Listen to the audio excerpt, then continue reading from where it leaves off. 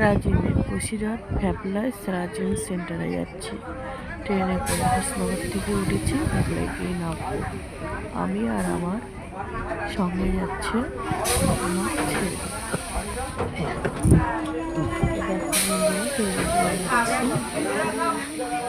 দুজনে যাচ্ছি, চলে এসেছি। আমি ফাইনালি চলে এসেছি সেরাজুন সেন্টারে ভ্যাপলায়। তো বন্ধুরা, এখানে দেখা যন্ত্রণার জন্য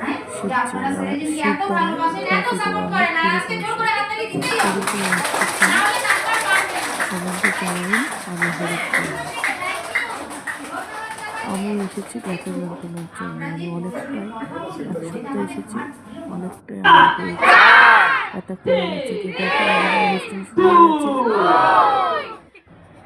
মৌসুমি আকার দিয়েছে, তো ব্যানারটা খুলে দিল, কথা হলো, কাটাচ্ছে সবাই।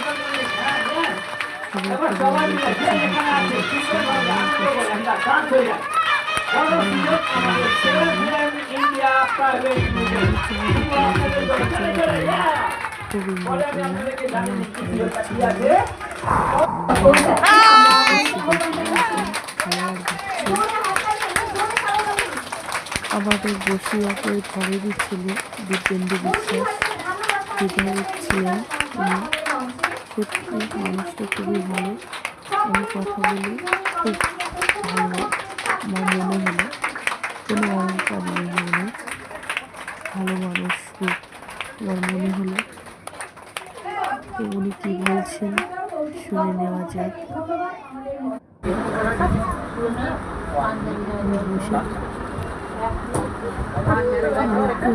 অনেক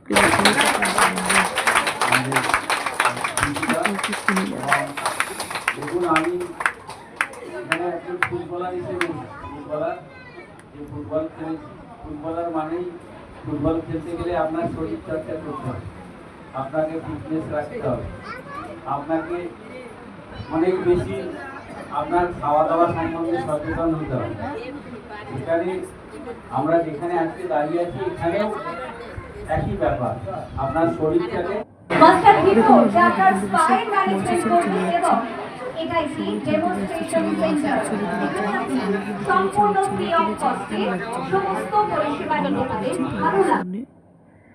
শেয়ার করলাম। কেমন হয়েছে ভিডিওটা সবাই কমেন্টে জানিও, লাইক কমেন্ট করো, সাবস্ক্রাইব করো।